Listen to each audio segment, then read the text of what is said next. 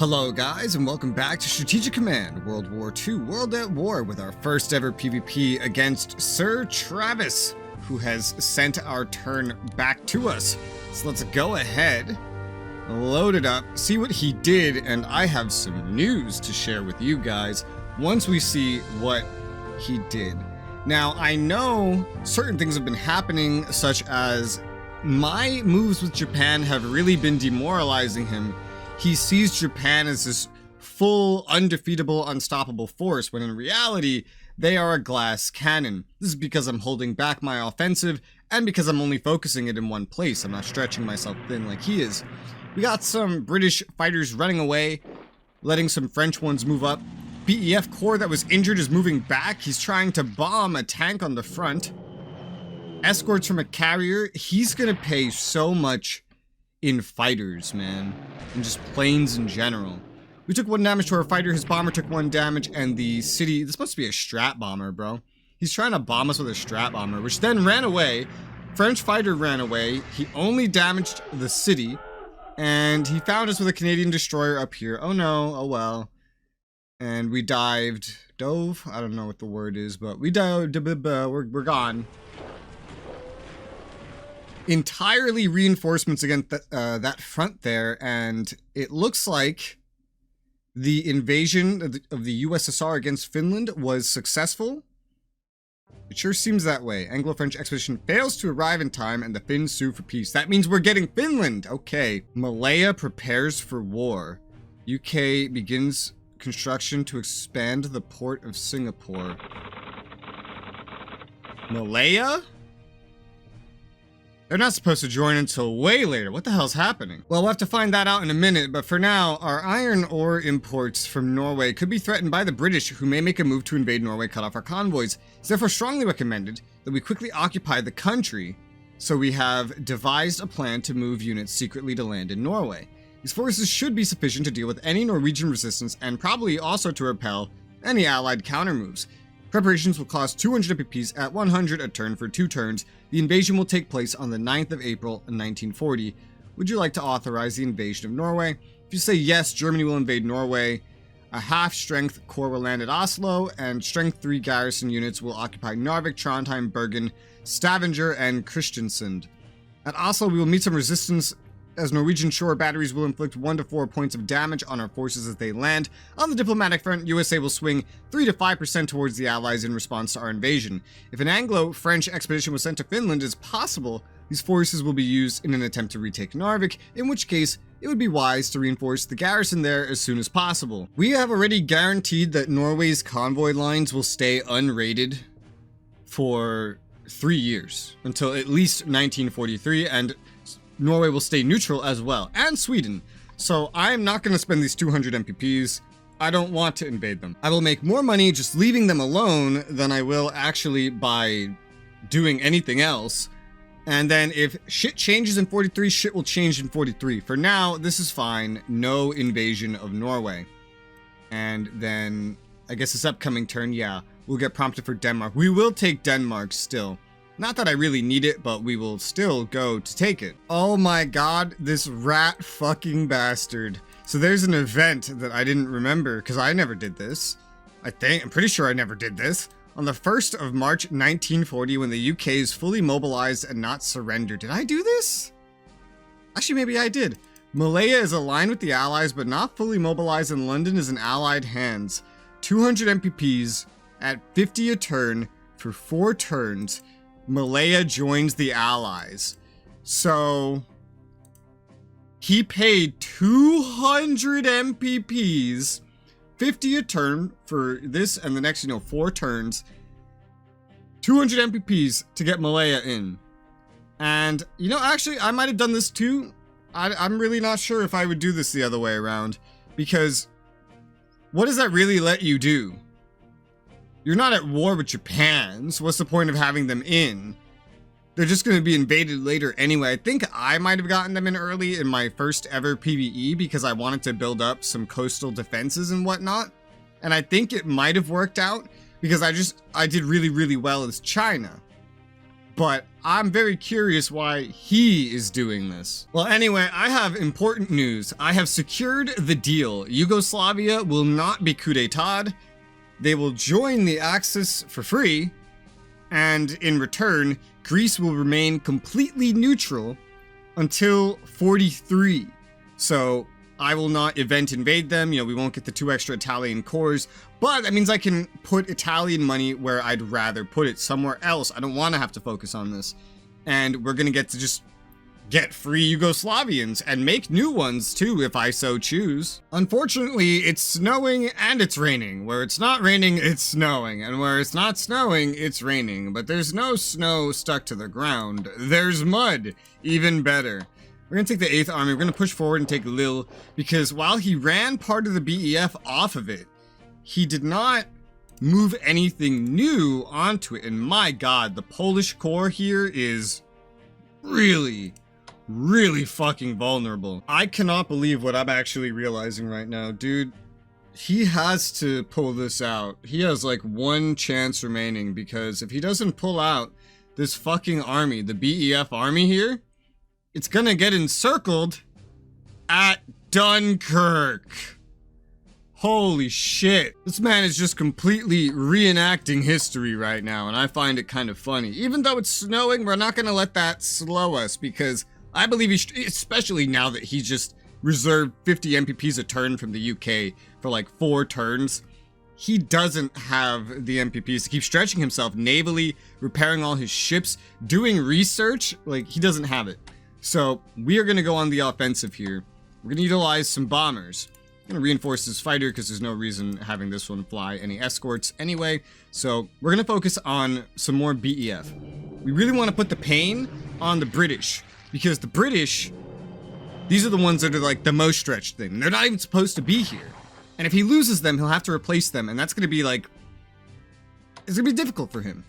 We dealt no damage, unfortunately. Readiness and morale of them is completely fucking shot to the point where I can basically guarantee that this fucker dies this turn. This tactical bomber in the rear does not have the range to hit this, so I'm also going to use this one here. So we're going to fly another mission.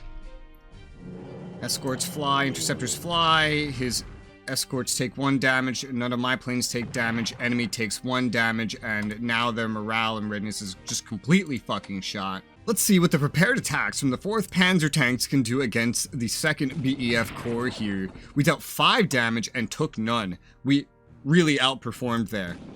And another 4 damage, no damage fucking taken at all. XP up. Holy shit. Holy mother of God. Okay, I cannot get the next tanks all the way forward. That is sad. But I can get the army that I've mobilized forward.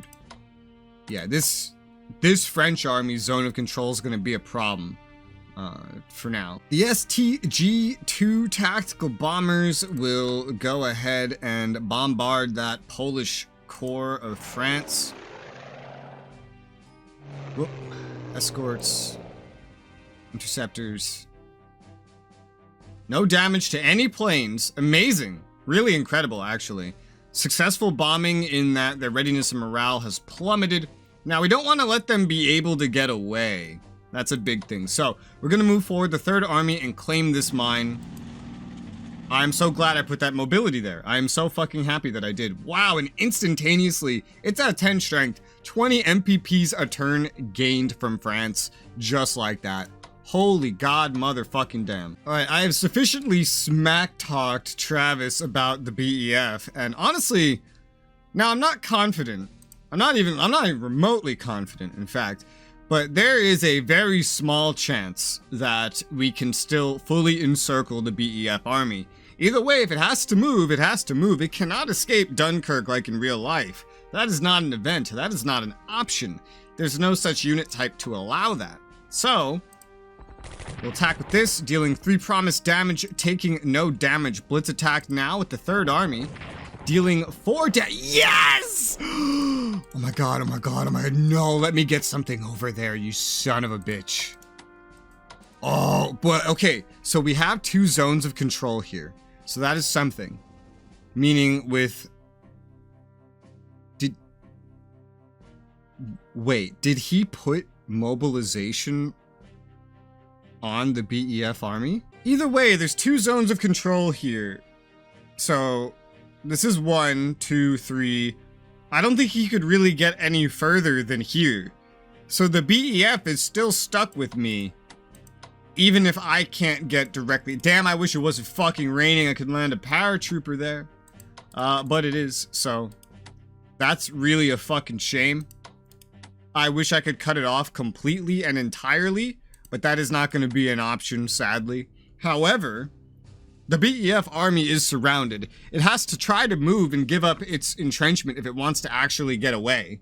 It will have supply flowing in from Amiens, unfortunately. The snow is slowing me down, but we're way ahead of schedule anyway. Either way, I don't think the BEF army is actually going to be able to, you know, get away. I'm gonna let my tanks keep their little bit of entrenchment on the mine because that will help theoretically defend them from any enemy air attacks.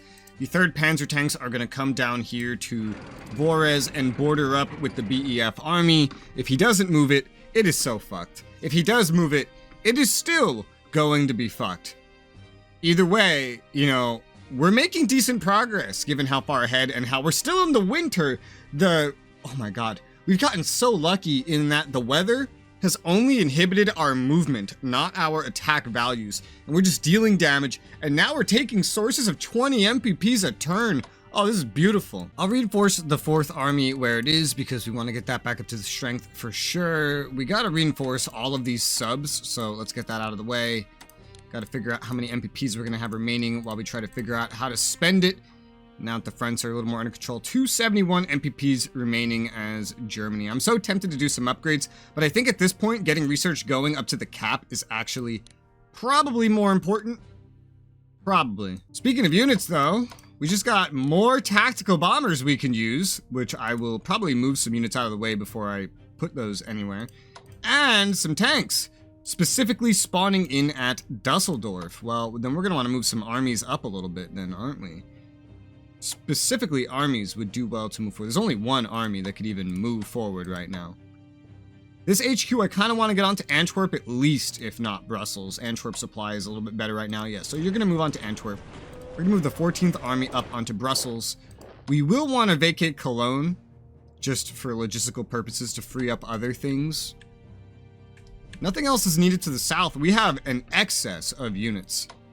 And so I'll just move the Frontier Corps up here, and that allows me to then deploy new unit. Dusseldorf tanks.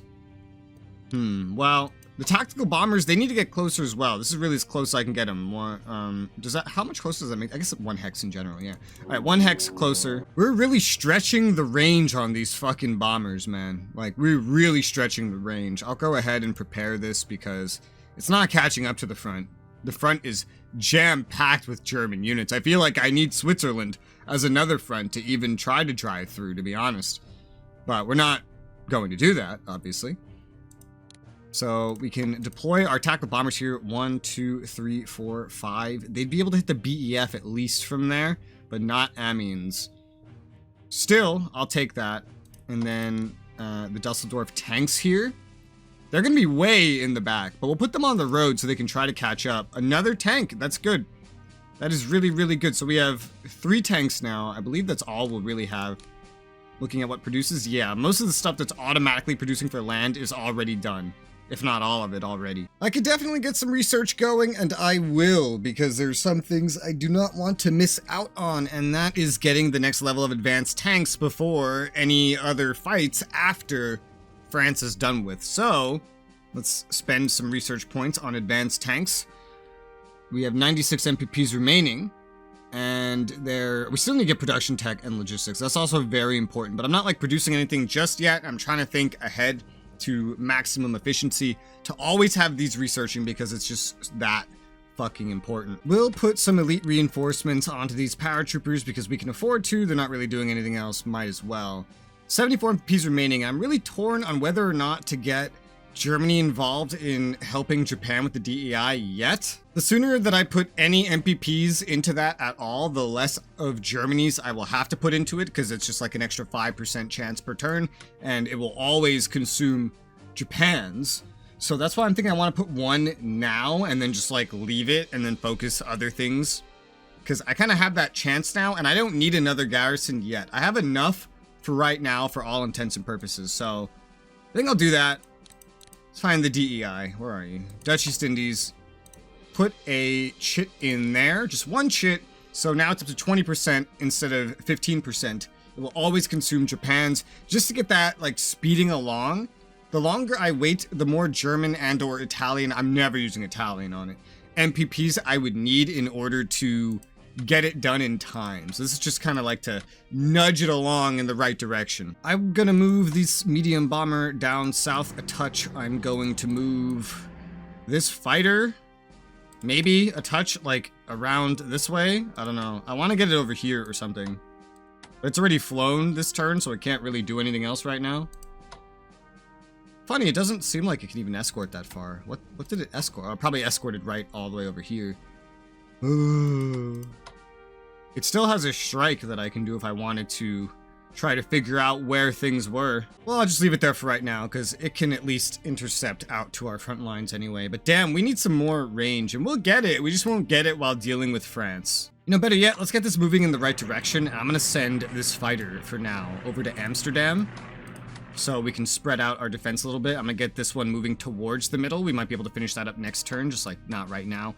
And then that would be fine. And then I think that's everything that we plan on doing as Germany. We do still need to deploy the security garrison. And so it doesn't need to go on the front at all because of how this is going. So I'll just put it over here at Munich. And it's gonna like move into France from there towards Nancy. We got the Axum sub as Italy. That's perfect. In fact, that is perfect because I need that for my plans. So we're gonna go deploy the Axum sub. And we have a garrison as well that we can deploy as Japan, but it needs some room. Down south, we will reinforce the 21st Army and continue poking and prodding at the enemy corps that's in the field. 3 damage dealt, none taken, perfect. Thankfully, supply is stretching far enough here that Canton will not need to retreat. Not imminently, anyway. We do need to get infantry weapons on this corps before we send it out anywhere. So let's go ahead and do that. Naturally, we're going to reinforce this regional army in the rear. That's what it came back here to do. He has chosen not to move back up into these mountains, so we're going to go ahead and put elite reinforcements on this army, get it all nice and elite. We're going to get some things transporting here. Certainly. You can reach up there this turn, so you're going to get on a transport. And then you're going to go up here, land. We're going to have to operate you to actually make room, though. We'll operate it down south to Hangzhou again, where it's more likely to be needed, where it can join in a little corps front over here by Canton with the 1st Corps over there, while the armies focus on doing the majority of the work. We will force march this into position. There you go. And then move this into position. There you go. That's all taken care of. 187 MPPs remaining. We're definitely going to reinforce these medium bombers. 172 remaining. Okay, yeah, that pretty much determines. I wanted to do more research, and I will. So we're going to research spying and intelligence because that helps with future research. It hurts the enemy's research by little tiny amounts. And it has these like bonuses of breakthroughs for our own research, which would be supremely handy. Not to mention being able to just randomly find enemies would be really nice. Our tactical bomber will still see some action. We're going to go ahead and bomb the enemy 5th Corps. Naturally, they have some interceptors flying. We want to keep definitely making him stretch those interceptors. We dealt 3 damage. None of our planes took any. Dealt another 2 damage, so it's just taken 5 damage to the interceptors. If he has to keep reinforcing those over and over and over again, he's not going to be able to afford a lot of things. So that's going to be like, even with the Hanoi-Kunming Railroad, it should be at least maybe a third of his total MPPs just to reinforce this up from like 5 every turn. Maybe a quarter. Might be stretching it. But we want him to feel stretched thin, and I think we're accomplishing that. We also dealt damage, which is more than I was expecting. The goal now is very clear. We are going to attack the enemy 5th Corps. We dealt 3 damage. We took none. We are going to attack it again with the 13th Army. We dealt 4 damage, and we took none. So now we will swap in the North Chinese Front Army, and we will attack, try to get it some XP, kill the enemy, take no damage. Holy sh! He's going to be so, like, just Like, oh, he's gonna be talking to me about how strong the Japanese. I'm killing like 1 core a turn while doing a ton of research and other things, and like moving units into position and holding back his aggressive actions. We're doing pretty well. He's been so into doing his own offensives, he hasn't really responded to the fact that I'm clearly pushing to take specifically Changsha. But why am I doing that, you know? Well, it's because of the rail line. He's pushing an offensive here, but that's actually really bad for him, because he really wants to take Pakoi and Haikou because of what I discovered in the Allied PvE about this being what allows you to destroy the Hanoi Kunming Railroad in terms of supplies. So he really wants to take those. That's why he's pushing. But he's probably leaving his rear wide open here, and so if I get through here, I can completely just get around him and flank him and destroy all these cores from the back, probably annihilating his entire southern force, because I'm willing to bet to have this many cores here, he's committed a lot from the rear and from anywhere else that they could be. And then to make things even better, the south is disconnected from the north by rail because it's only connected to the east. He could never reinforce this, so I think he's really pushing himself too far on a front that he can't afford to. We still need to set this transport garrison to sea, and you know, ideally it's gonna go free up that final core, I suppose. Yeah, so we want to get it somewhere close-ish. I guess we'll just send it up to Seishin. That's been working for me so far. And then maybe just keep shifting garrisons in that direction. 7 MPPs remaining, and there's nothing else I really want to do. I could attack this to try to deal some damage, but he's got an army here. I don't really feel like weakening a unit that has building up entrenchment and whatnot. Let him do the attacks here, because he's getting overrun from the north of there anyway. And we'll have reinforcements incoming, maybe just a little bit slowly. There is still that Japanese garrison, so let's go ahead and put that on Nagasaki so it gets ready to set out. Is that all the garrisons I purchased? No, there's one more. Okay, good, because God, it's Japan, you just need so many of them. We'll take the U-30, and we'll put that on Hunt. We'll send it north. And because we know we're going to get Iceland as well for a little bit. And then we'll go like so. So we can keep raiding him. Just annoying him. Make him think maybe that there's more than one sub unless he's keeping track. To commemorate this panzer tank's role in breaking through the BEF lines, of which it played a pretty vast role, I'm gonna name the 4th panzer tanks the Line Breakers. The Line Breakers tanks. And just for fun, we'll name this one the Cadfish, which is just, you know, we won't even capitalize it. Cadfish, which is gonna be a pun on like codfish, but also them being an absolute menace to the Canadians. CAD, Canadian dollars, haha, am I so funny? He won't understand this, he might not even see it. Italy's at 85% mobilization. We're gonna go ahead and reinforce Graziani all the way up to 10. Didn't think we'd actually be able to do that. I guess because he's just boosting his own supply. We might see about just moving him forward as well to boost supply coming from Tobruk instead of directly from Benghazi. We'll see. I don't really know how supply is gonna work here, honestly. But theoretically 5, 8, 7, 6, 5. And yeah, this would be like 4, and then like this should buff up more. I don't really know. It's hard to know the projections and exactly how they work. 47 MPPs remaining after that. That was very expensive. We can finish getting Gazoni all the way up to max, and then that's probably all we can afford. I'm focusing on just getting what we have up to snuff, up to function, up to spec, ready to go, you know, before I work on anything else, where we'll definitely want to get those maritime bombers.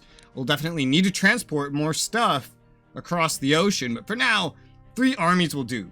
The Italians are going to focus entirely on the Mediterranean and the war in North Africa, specifically North. We're just going to let Ethiopia and friends die. And with that, I believe we've done everything that we're going to do this turn. I'm looking around and I don't see anything else that particularly calls to me. So with that, let's go ahead and hit end turn.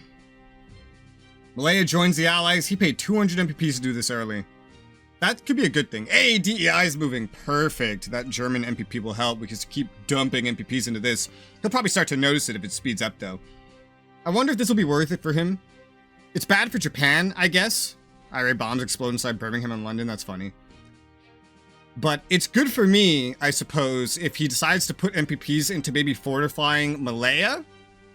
Either way, this is just more MPPs for him, so that is sad. New York Herald Tribune calls on USA to enter the war. Tech. Mud. God, I love having Norway's imports just coming from Narvik. It's so good. It's so good. I've also seen other trade routes we can get, like with Switzerland, but I don't really know that they're worth chasing after. We're not going to go very diplo heavy at the beginning, like I mentioned.